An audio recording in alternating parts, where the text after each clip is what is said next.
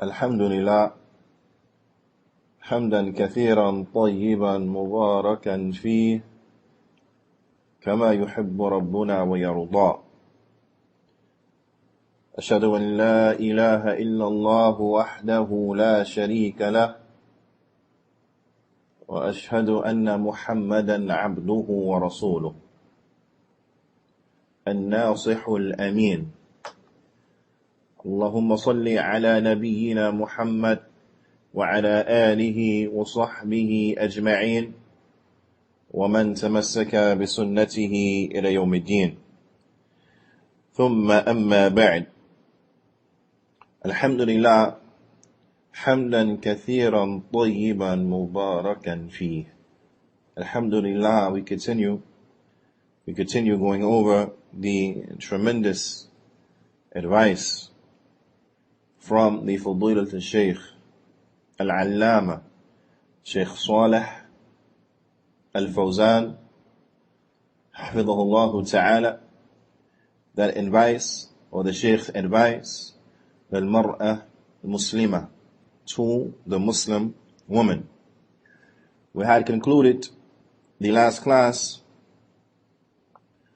while speaking about an issue and an affair that will close down the roads of fitna. An issue and an affair that will close down the roads of fitna. And then the Shaykh, Hafidhahullah Ta'ala, he went on to get into another issue from those issues to close down the roads to trials and tribulations, to close down the road of temptation, trials and tribulations and calamities. And that is, as the Shaykh he mentions, Hafidhahullah Ta'ala, وَمِن سَدُّ الطُّرُقِ, and from the ways of closing down of the roads and the paths and the means, مُفْضِيَةً لِلْفِتْنَةِ, those which lead to the fitna, and from the ways of safeguarding and protecting, and from closing down the roads and the means to temptation and calamities and trials. منع المرأة أن تسافر وحدها بدون محرم, is that the Muslim woman, she has been prohibited from traveling by herself without a mahram. She has been prohibited from traveling by herself without a mahram. Before going further, we need to understand what constitutes a travel.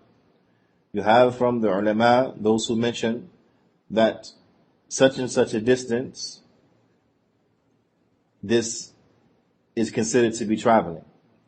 And they differ in those distances. Now, but the qawl al-rajih, the proper opinion, the correct opinion from the ulama, is that there is no specific distance which identifies traveling, because all of the distances that are mentioned, and there are many, there is no textual proof so as to establish that this is the distance, this is the head of traveling, that this is the distance, this is the limit for traveling, that once you go beyond these particular amount of miles or what have you, then this will equal a travel. There is no textual proof which substantiates a specific distance, but rather what is correct is, as Al-Allama, the Imam of Sham of our time, Muhammad Nasiruddin al-Albani, Imam al-Albani, rahimahullah ta'ala, he mentions that there is no specific distance for traveling. There is no specific distance for traveling. Because this is from those issues where it will go back to the urf. It will go back to the urf of the people. So the traveling is what is considered to be traveling by the Muslims of a particular location. That if they see that if one goes from this point to that point, then that's a travel, then that's a travel. Shaykh Albani, rahimahullah ta'ala, rahmatullah alayh, he says that the traveling is not that what you'll say about it, I'm going to go run an errand and come back. Naam. I'm going to go run an errand and come back. He said that anything that is beyond that, anything that is understood beyond that, that which you will consider, or that which is considered to run an errand and come back, he said that this will enter into what is meant to be traveling. And the ulama, they mentioned that traveling, this is one of those rulings that will change from time and place. They will change from time and place. Meaning that in certain eras, that which is considered to be a travel may not be a travel in other eras. So for example, the Shaykh Imam Al-Albani, he mentions two distances in Syria, that during the time of Shaykh al-Islam Ibn Taymiyyah were considered to be a travel. And when the Shaykh, he mentioned these distances, he asked those in attendance, is this seen as being a travel today? And everyone unanimously, they said no, today this is not seen as being a travel. To which the Shaykh, he elaborated that this is from the traveling, and what is the definition of traveling? This is from those fiqh rulings, from those Islamic jurisprudence rulings that will change from time and place. Because the definition of travel, it will go back to the urf of the people. Naam. So it's important that we know and that we understand this. The Shaykh Salih Al-Fawzan, hafidhahullah ta'ala, he mentions that from the roads that cuts down, or from the ways and the means of cutting down and preventing the fitna occurring, trials, tribulations, temptations, so on and so forth, is that what? Is that the Muslim woman, she has been prohibited to travel alone without a mahram. And inshallah ta'ala, for now, we're going to leave mahram untranslated, because the Shaykh, shortly, he will explain and give us the definition of what is a mahram. So for now, we'll leave it untranslated. Although this is a term that is well known, we'll leave it untranslated, and we'll explain when we come to that portion, as the Shaykh explains what and who is a mahram. The Shaykh, he says, لأن المحرم إذا كان مع الامرأة فإنه يصونها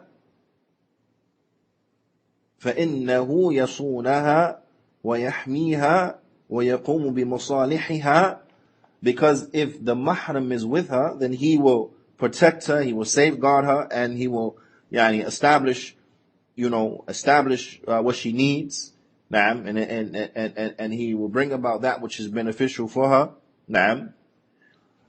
As the Prophet sallallahu alaihi wasallam, he said, لا يحل لامرأة تؤمن بالله واليوم الآخر أن تسافر مسيرة يومين إلا مع ذي محرم.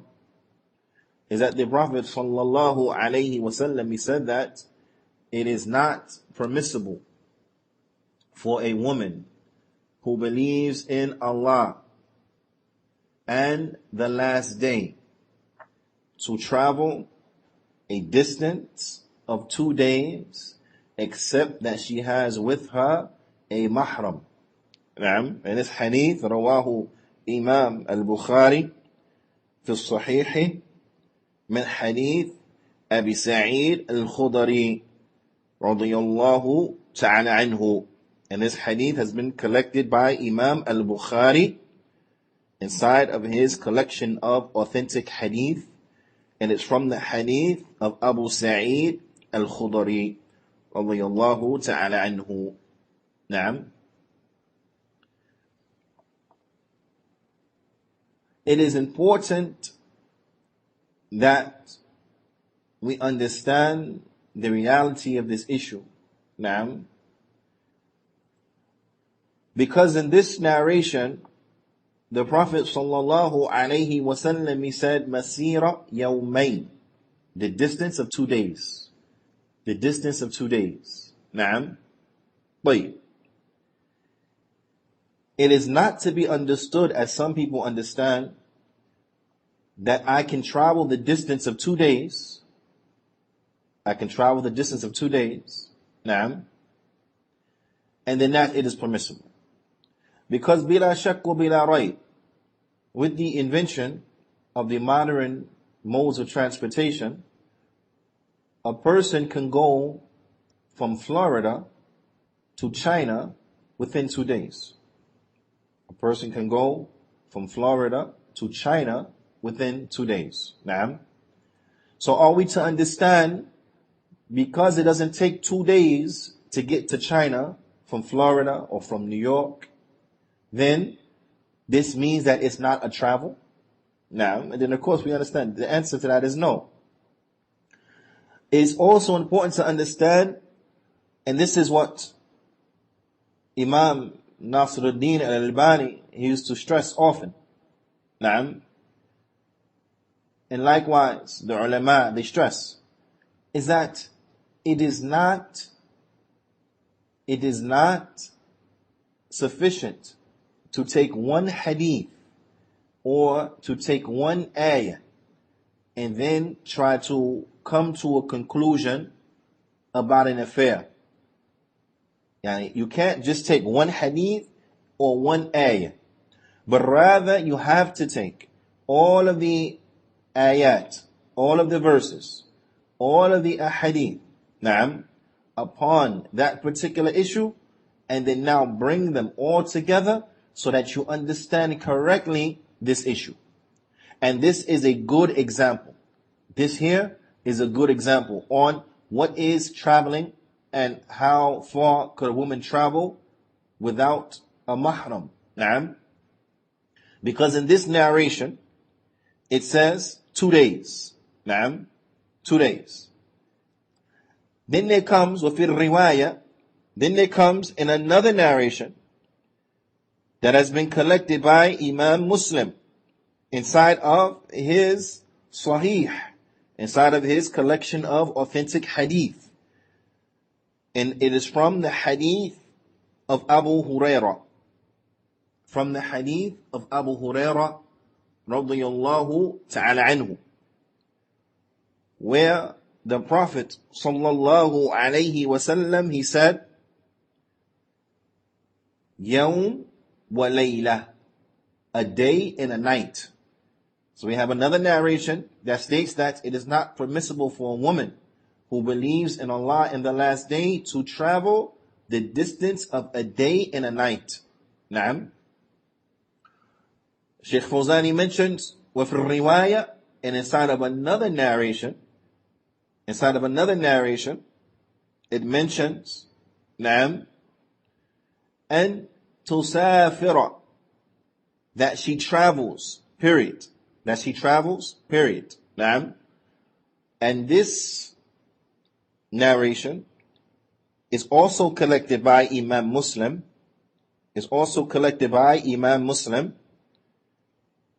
And it is also narrated by Abu Hurairah.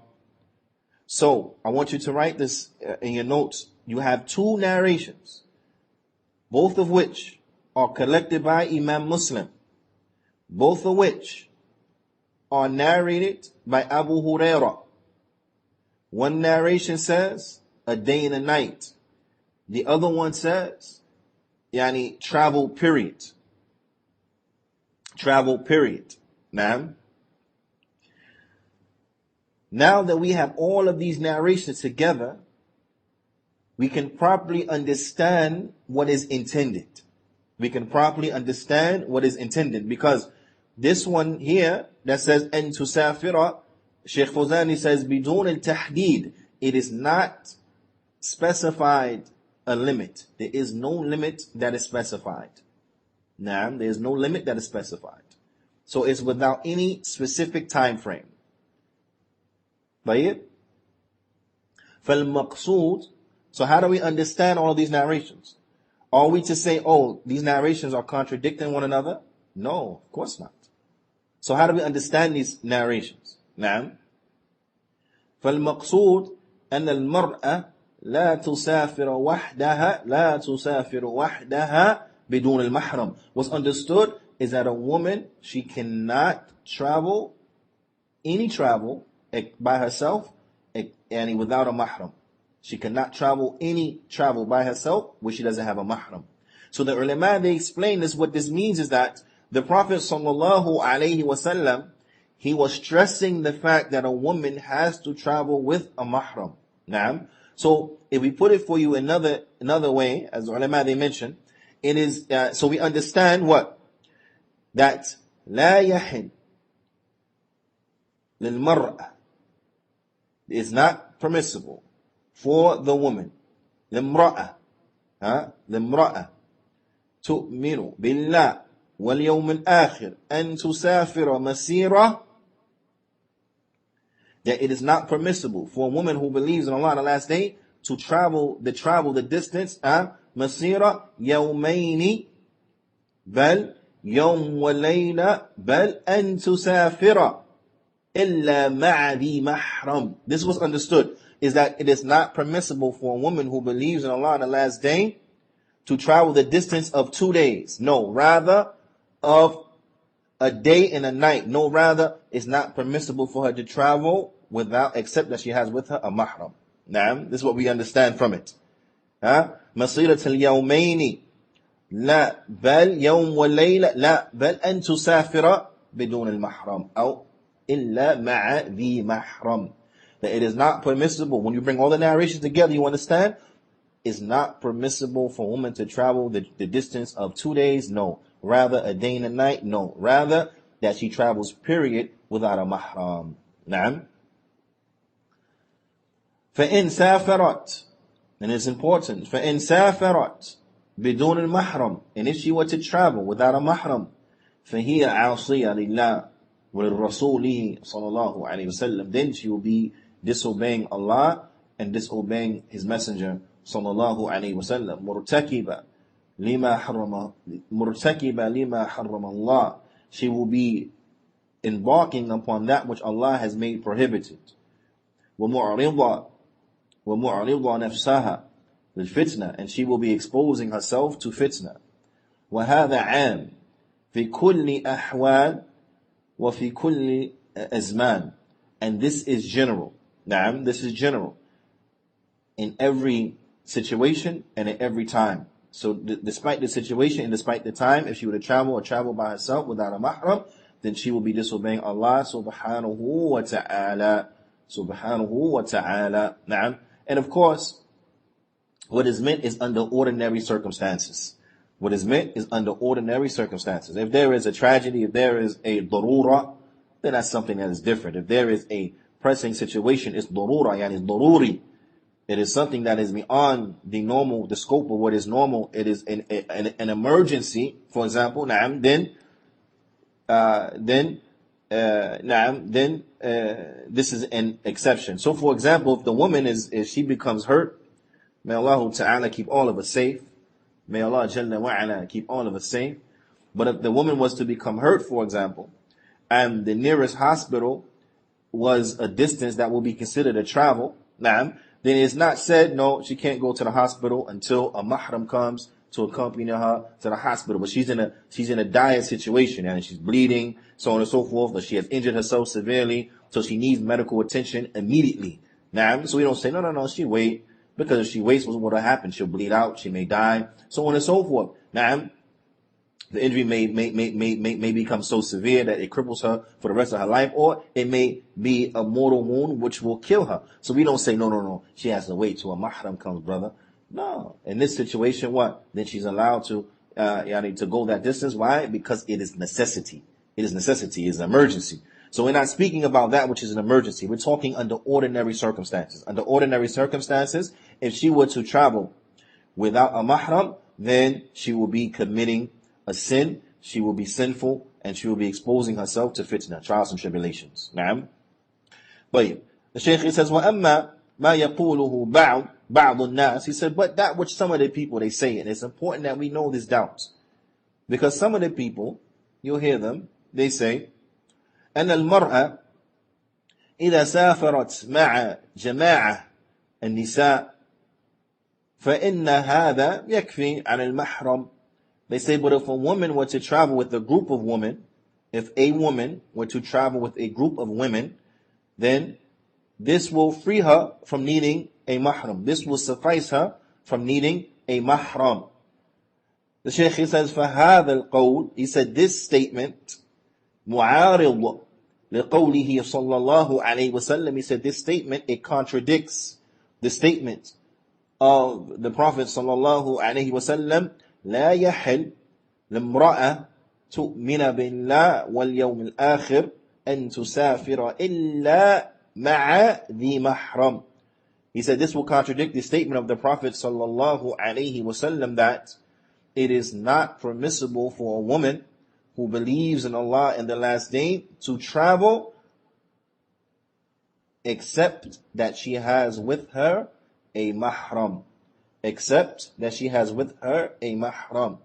وَجَمَاعَةُ النِّسَاء, and a group of women, لَسْنَا مَحْرَمًا لِلْمَرْأَةِ, a group of women, they do not constitute a mahram for a woman. They do not constitute a mahram for a woman. Mahram al-mar'ah ma'roof. The one who is a mahram for a woman, this is well known. This is well known. The Shaykh, he says, وَهُوَ, and he is. So it's important, I want you to write this definition down. Who is a mahram? The mahram, man tahrumu alayhi min al-rijal. Who, the mahram is the one who it is prohibited for him to marry her. From the men, is that man who is prohibited for him to marry the woman. Bin nasab, due to a blood relation that prohibits him from marrying that woman, or sabab mubah, or due to a permissible reason. Okay? So in general, I want you to write this down. The definition for a mahram, it is that man who it is prohibited for him to marry that woman due to lineage or due to a permissible reason. Naam. So a mahram, who is he?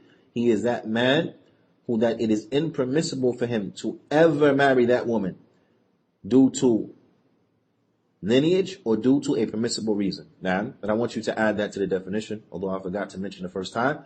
It is impermissible for him to ever marry her. He can never marry her, ever. Naam. Can never marry her. Okay, so again, who is the mahram? It is that man who is impermissible for him to ever marry a woman, to ever marry that particular woman. Now, either due to lineage, either due to lineage or due to a permissible reason. And then the Shaykh, he brings examples. Examples for the first, nasab, and nasab. The examples for and nasab, then it says the relations, the lineage. An example of lineage will be ka'abiha, like her father. Her father can never marry her under any circumstance. Na'am. Wabniha or wabnuha. Na'am. Wabniha. Ka'abiha wabniha. Na'am. And also, like her son. Her son can never marry her.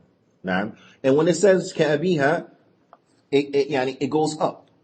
Meaning like her father, her grandfather, her great-grandfather, so on and so forth. Na'am. And when it says wabniha, it goes down. Na'am. When nazalat, it goes down. So her son, her grandson, her great-grandson, so on and so forth. Na'am. Wa akhiha, and her brother. She can never marry her brother. Na'am. Likewise, her nephews, so on and so forth. وعمها, and her paternal uncle. She could never marry her paternal uncle, meaning her father's brother. وخاليها, nor could she ever marry her maternal uncle, meaning her mother's brother. Now, so this is an example of nasab, those who she can never marry due to blood relation. Due to blood relation. Naam.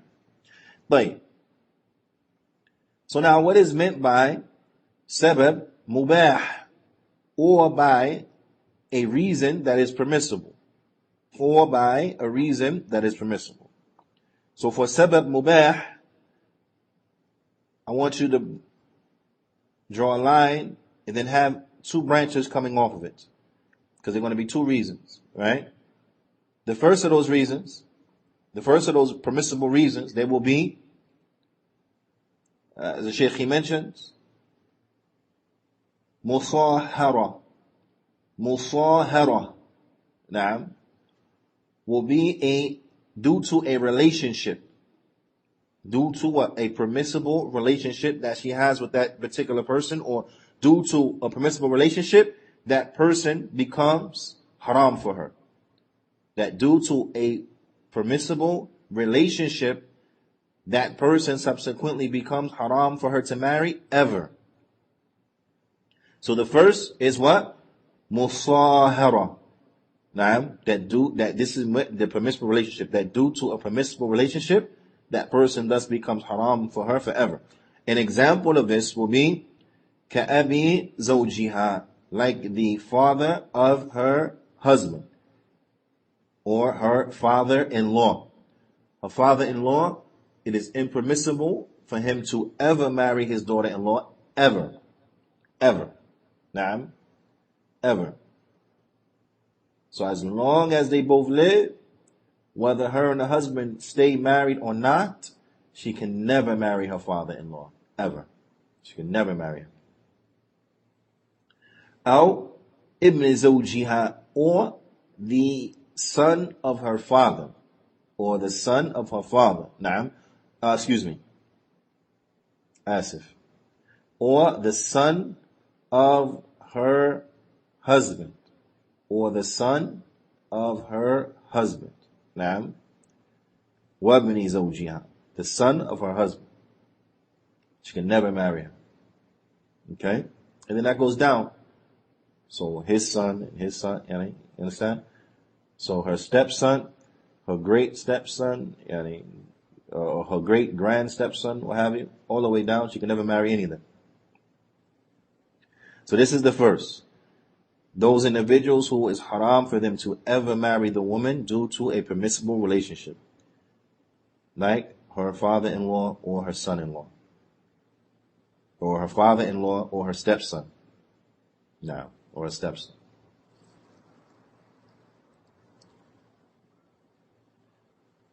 Likewise, sons-in-laws, same thing.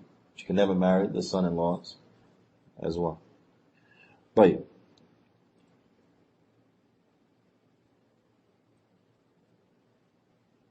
another reason, this is the second from the reasons of the permissible reasons, will be rada'ah, will be suckling or breastfeeding. Now, will be due to suckling. That if the woman and a man share the same wet nurse, they were both suckled from the same woman. Now, whether that woman was one of their mothers or a third party, it is not permissible for them ever to be married because they are a relation due to suckling. Now, and that which is made haram by lineage will be made haram by suckling. Now, so for example, or the dalil for this is the statement of the Prophet sallallahu alaihi wasallam, يحرم من الرضاعة ما يحرم من النسب, that what is prohibited from suckling is the same that is prohibited from blood relations. What is prohibited by milk relations is the same that's prohibited by blood relations. So, for example, if she were to have a brother from suckling, then he is a mahram for her. Naam. And likewise, his son will be mahram for her. And so on and so forth. Naam. And likewise, his son mahram for her. So, just like those who are mahram, if he was her real brother, how the mahram will extend, it will extend in the same manner for her milk brother, for the one who she they both suckled from the same woman. Naam. And likewise, subsequently, those who are affected by this milk relationship, those who are affected by رضاعة. نعم. طيب. فمحرم المرأة, so therefore the one who was a mahram for the woman, هو الرجل الذي تحرم عليه بنسب أو بسبب مباح, ولا بد أن يكون هذا التحريم على تأبيد, يعني دائما.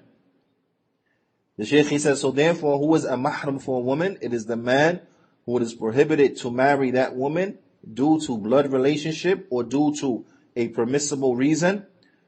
And it is incumbent that this prohibition is a prohibition that is forever, meaning it is continuous, it does not end. That it is haram for him to ever marry this woman. He can never ever marry this woman. Naam. Because there are certain prohibitions that are temporary. They are not forever. So the Shaykh, he mentions, he says, يَخْرُجُ بِذَلِكَ تَحْرِيمْ الْمُؤَقَّتِ. So therefore there is excluded from this that prohibition that is temporary. مثل, like, يعني أخت زوجة, a woman's sister. Naam, a woman's sister. So for a man, his sister-in-law becomes haram for him, what? While he's married to his wife. While he's married to her sister. Naam. But if her sister were to pass away or they were to get divorced, then it will be permissible for him to marry who used to be his sister-in-law. You understand? So this type of prohibition, then it is what is temporary. Likewise, the woman, as long as she's married to her husband, it's not permissible for her, of course, to marry her brother, because women can only have one husband. You understand? But in the event that her husband dies, then it's permissible for her to marry who used to be her brother-in-law. So this prohibition is what is temporary, it's not forever. Naam. وَكَذَلِكَ الْعَمَّةِ. Likewise, the maternal aunt. A man, he cannot marry his wife's aunt. He cannot marry his wife's maternal aunt. But if the wife were to pass away, or they were to get divorced, then he can marry his wife's aunt. And this is very important, especially here in this culture. Because in a lot of people's minds, the maternal aunt, of the wife, then she's like mahram for for her niece's husband. So she may touch him, she may hug him, and stuff like this. It's not permissible. Why? Because this woman, her tahrim is only temporary. So you're not mahram for her. So you cannot see her uncovered, you cannot travel with her, you cannot touch her, be alone with her, so on and so forth. Why? Because she's still haram for you. You understand? Likewise for the woman. It is not that the man's uncles should be hugging on the wife of their nephews and so on and so forth. Why? Because they're not for her maharim. Because what? Because the prohibition of marrying is temporary. It's temporary. Well, likewise, the khala, and likewise, the maternal aunt of his wife. All of this is what is temporary. It's temporary. Now, ولكن هذا التحريم مؤقت. The Shaykh, he says this prohibition of marrying them, it is temporary. It's only temporary. فلذلك لا يكون محرما. So therefore, the man will not be a mahram لأخت زوجته. He will not be a mahram for his sister-in-law. He will not be a mahram for his wife's sister. He's not her mahram. So woman can't say, my sister, she has, come in from wherever, my sister at the house, right? I need you to go pick her up and bring her here. Nah, because why? He can't be in the car alone with his sister-in-law. The in-laws, the Prophet ﷺ, like this, the sister-in-law, brother-in-law, so on and so forth, the Prophet ﷺ described them as what is death. Is death is more of a fitna, than other than them. Now, I want to understand this, because people sometimes they're very lax when it comes to the sister-in-laws and brother-in-laws and so on and so forth. But for the men, listen, the standpoint why this woman is such a fitna, more than another woman from the street, is one, due to the many reasons, but from them, as the Ahl al-Ilm they mentioned, due to what? The closeness and relationship that will be there between the likes of these family members, right? So of course you may intrinsically and even not even on purpose know more information about your sister-in-law than you will know of any other woman walking down the street, right? Because she's a close family member, right? So even unintentionally you will learn things about her that you didn't even want to know, but just because she's a close family member. You understand? You may be privy to what she's going through, her situation, so on and so forth. Even stuff you didn't ask about, but because of the closeness in the family, you in a relation, you will overhear and you will be privy of some of these things. Now, this is one reason. Another reason is that what? Siblings, and of course, siblings in most cases are very similar in the way that they look. Siblings are similar in the way they look. Not saying that they always look alike, but they're in the same ballpark. You will find mostly siblings in the same ballpark, right? So obviously, this ballpark is favorable to you because your wife is from that ballpark. You understand? Obviously, this ballpark is favorable to you because your wife is from that same ballpark. So that increases what? The danger of her sister. So now, what if her sister looks like her? More dangerous. But yeah, and I don't think I have to explain more about that. So the sister-in-laws, and likewise the same could be said about the brother-in-laws for the wife. This is a fitna. They are death. Naam. So you have to be very, very, very careful and remember these things, that you are not mahram for your wife's sister. You're not mahram for her. طيب. So he's not a mahram for her. وَإِن كَانَتْ تَحْرُمُ عَلَيْهِ. He's not a mahram for her, although right now he cannot marry her. He's still not a mahram. Why? Because the prohibition, that which is stopping him from marrying her, is only temporary. So the Shaykh says, he's not mahram for her لأن هذا التحريم مؤقت. He's not mahram for her because this tahrim, it is temporary. وكذلك لا يكون محرما لخالتها ولا لعمتها. The Shaykh says, and likewise you will not be a mahram for her maternal aunt nor for her paternal aunt for the same reason. Why? Because the prohibition is temporary. هذا هو المحرم. This is who a mahram is. One who can never marry. One who could never marry that woman, ever. نعم. طيب. وأما جماعة من النساء. Getting back to as far as a group of women, نعم, فلسنا محرما. Then they are not mahram for the woman. كذلك النبي صلى الله عليه وسلم اشترط المحرم للسفر المرأة في كل الأحوال. He says, so thus the Prophet sallallahu alaihi wasallam, he stipulated that there has to be a mahram to accompany the woman in all travels, in every situation. سواء سافرت على قدميها, whether she traveled on her feet, by means of her feet, right? She walked somewhere. أو على دابة, or she traveled on the back of a riding beast, like a camel or a horse or a donkey. Right? أو على سيارة, or whether she traveled by way of car, على السيارة, by way of a car, أو على الطائرة, or if she traveled by way of a plane, that regardless of the means and mode of transportation, if it is a travel, it's not permissible for her to go that distance. It's not permissible for her to go that distance, except that she has with her a mahram.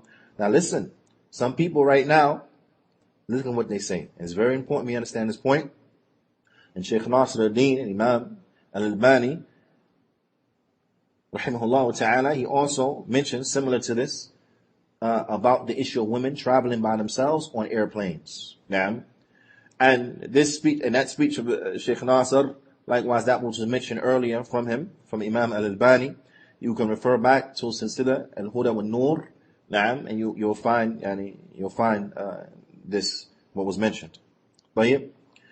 على كل حال, the Shaykh says, لأن من الناس اليوم من يقول, he said, because you have from human beings, you have from people right now, those who say, you have from the humans, you have from people, those who say, إنها إذا سافرت بالطائرة, that if she were to go travel by a plane, نعم, ويودعها محرمها في المطار, and there was one who was a mahram for her, and he sent her off. He took her to the airport, and he sent her off, right? ويستقبلها محرمها الآخر في المطار الآخر, and then there was another mahram who received her in the other airport.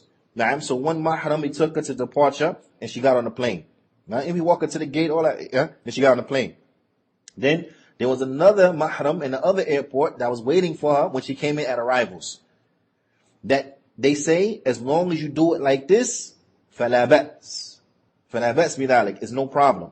Now, is this right? Shaykh Abdis says no. The Mufti, Shaykh Abdis, al-Shaykh, he says no. Likewise, Shaykh Salih al-Fawzani say no. This is not permissible. The Shaykh, he says, نقول, we say to them, لا, no, هذا لا يجوز. This is not permissible. لأنها سافرت بدون محرم, because she would have traveled without a mahram. You understand? Okay, you took her to the airport, right? She got on the plane. When she's on that plane, that duration in transit, is that not a travel? That is a travel. Is there a mahram with her during that time? No, there's no mahram with her during that time. So thus she has what? She has traveled without a mahram. You understand? The Shaykh, he says, لأنها سافرت بدون المحرم, فالنبي صلى الله عليه وسلم يقول لا يحل لامرأة أن تسافر مسيرة يومين إلا مع ذي محرم. And the Prophet صلى الله عليه وسلم, he said it's not permissible for a woman to travel the distance of 2 days except with a mahram. وفي الرواية يوم وليلة, and in the narration, a day and a night. وفي الرواية أن تسافر, أن تسافر, she travels, period, without what? Without a mahram. طيب. The Shaykh, he says, سواء في الطائرة أو في السيارة أو على الدابة. He said, regardless of whether it is in a plane, a car, or upon a riding beast. والقطار, and a train too. And a train too. والسفينة, and a boat too. You got all means of transportations in there. Right? But فالرسول صلى الله عليه وسلم لم يفصل والعلة موجودة. You understand? The Prophet sallallahu alayhi wasallam, he stipulated that the woman, she must travel with a mahram under all circumstances. Under all circumstances. Naam. The Prophet sallallahu alayhi wasallam, he did not specify this or that. And the illah is mawjuda. And the, what would you say? And the cause for this rule is there. Is there. Naam. And the reason for such, why she needs a mahram, is still present. Is still present. وَالْفِتْنَةُ تُخْشَى عَلَيْهَا. Why? Because it is scared, it is feared for her that she will be put to trial, test, and tribulation. This is what is feared for her. That she'll be put to a test, she'll be put through a calamity. Na'am. وَهِيَ فِي طَائِرَةٍ. She'll be put in a calamity and she's inside of the plane. But if she's in a plane and someone is harassing her, na'am, where's the mahram? If there's no mahram there, where's the mahram to deal with that situation? She's in a plane and whatever may come from fitna, who is there to deal with that situation? Na'am. فالفتنة غير مأمونة.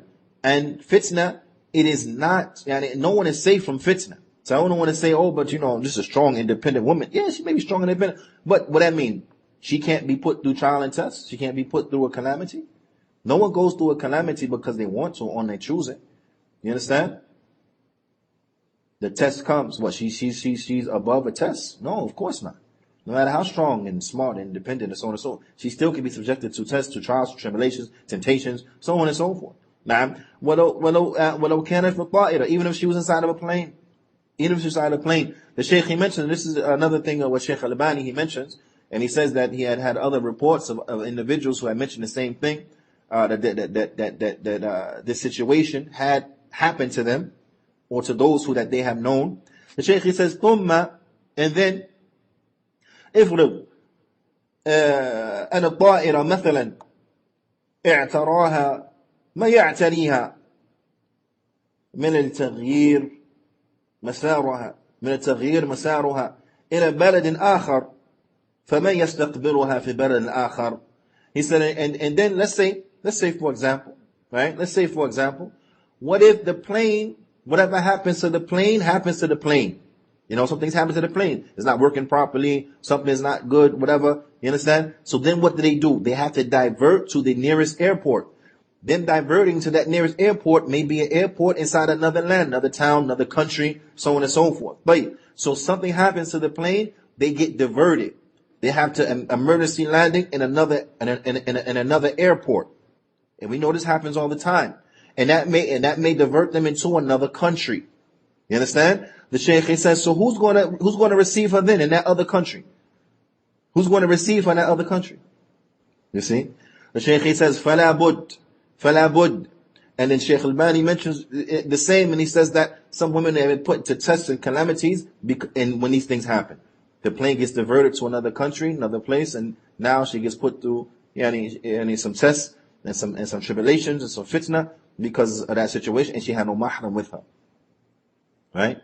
So even this understanding is not acceptable. That one mahram will send her off, another mahram will receive her. No. There has to be a mahram with her from departure, in transit, and also upon arrival. The Shaykh, he says, فَلَا بُدْ مِنْ وُجُودِ الْمَحْرَمِ مَعَ الْمَرْأَةِ حَتَّى إِنَّ الرَّجُلِ. He said there has to be a man present with the woman during the travel, a mahram with the woman when she travels. He says, so much so that verily there was a man, جاء إلى النبي صلى الله عليه وسلم. He went to the Prophet صلى الله عليه وسلم وقال يا رسول الله. And he said, O Messenger of Allah, after hearing the statement from the Prophet صلى الله عليه وسلم that it's not permissible for a woman to travel who believes in Allah on the last day except that she has with her a mahram. When he heard that, the man went to the Prophet صلى الله عليه وسلم and he said, إني أكتبت في غزوة كذا وكذا. He said, verily I have been signed up for this particular battle, this particular military expedition. I've been signed up for it. Right? I've already signed up for it. وَإِنَّ امْرَأَتِي. And verily my wife, خَرَجَتْ حَاجَّةً. She left to make hajj. So now look, making hajj is something that's great. From the pillars of al-Islam. You understand? From the pillars of al-Islam. So, what happened? Did the Prophet ﷺ say, okay, that's fine, because she's going to do something that's great, then that's okay? No. The Prophet ﷺ, what did he say? قال النبي صلى الله عليه وسلم ارجع. He said, go back. فحج مع امرأتك. He said, go back and make hajj with your wife. Then go back. You can't come on this battle. Leave. Go back and make hajj with your wife. Na'am. So the Prophet ﷺ, he commanded him what? To return and to make hajj with his wife. And this hadith has been collected by Imam al-Bukhari inside of his collection of authentic hadith, min hadith Ibn Abbas, from the hadith of Ibn Abbas radiyallahu ta'ala anhuma. So thus we see, even in a great situation and for a great cause like hajj, the Prophet ﷺ, we see what? The woman, she still needs a mahram. She still needs a mahram. Now, okay, this is a situation for Hajj. What about a woman want to travel to, I don't know, another country for university? So she go there by herself. And they say, oh, but study is important. Education is important. Yeah, education is important. But does that mean now it's so important that we disobey Allah? It's so important that we disobey the Prophet ﷺ? No, of course not. It's not that important. You know, you get plenty of education in a halal manner, in a halal way. And if it's really that important to you, then you arrange that what mahram go with her. You arrange that a mahram go with her. Na'am, if it's really that important.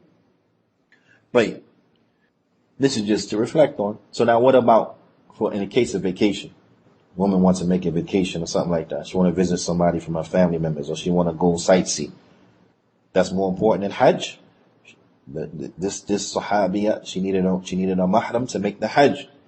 So how this Muslim woman is not going to need a mahram to go sightsee, or to go on vacation, or to go visit whoever? Need a mahram. But important point, the Shaykh, he says, النبي صلى الله عليه وسلم رد هذا الرجل من الغزوة ليصحب امرأته في الحج ويكون محرما لها. He says that the Prophet ﷺ, he made the man leave the military expedition so that he may accompany his wife to make the Hajj, and so that he can be a mahram for his wife. فهذا الدليل على اشتراط المحرم في السفر المرأة في الحج أو لغيره. He said, and this is a proof that the woman has to be accompanied, and this is a proof of the stipulation of a mahram being present for when a woman travels, whether it's Hajj or other than Hajj. So the mahram is been stipulated. So therefore, a group of women, they do not fulfill and complete the stipulation. They do not cover it. So it has to be a mahram. A mahram has to be there. سواء كانت مع مجموعة أم لا, whether she's going with a group of people or not. She can be with a group of people, but she still has to have there with her a mahram. ولهذا ذكر الفقهاء رحمهم الله تعالى. And for this, the great scholars of Islamic jurisprudence, may Allah have mercy upon them, they have mentioned أن من الشروط وجوب الحج على المرأة, that from the conditions that make Hajj wajib upon the woman, توفر المحرم, is that she has to have a mahram. فإذا لم يتوفر لها فإنه لا يجب عليها الحج حتى يتوفر لها المحرم. So if she does not have a mahram, then it is not obligatory for her to make Hajj. It is not mandatory for her to make the Hajj until she has a mahram. Until she has a mahram. Na'am. And then the Shaykh rahimahullah ta'ala, he gets into another issue from the issues that will safeguard the women from falling into the fitna. And again, our focus is on the women. Of course, when we look at these issues, he can also see it from the flip side and say, well, I can see how this can benefit the men as well and help them from trials and tribulations. Na'am. And that's true. But our women are precious. Our women are precious. Na'am. So the focus is on protecting and safeguarding our women because they are precious. They are precious. Now, more precious than any diamonds, than any precious gems, than any gold, silver, any precious metals, more precious than any amount of money. Our women, they are precious. They are precious. Na'am. They are precious. So the Shaykh rahimahullah ta'ala mentioning some reasons that will safeguard the women from any type of harm, any type of trial, tribulation, so on and so forth. So the Shaykh rahimahullah ta'ala, he gets into the next issue that will safeguard the women. But we'll save this until the next class, inshallah ta'ala. فنكتفي بهذا القدر وصلى الله وسلم على نبينا محمد وعلى آله وصحبه أجمعين وجزاكم الله خيرا.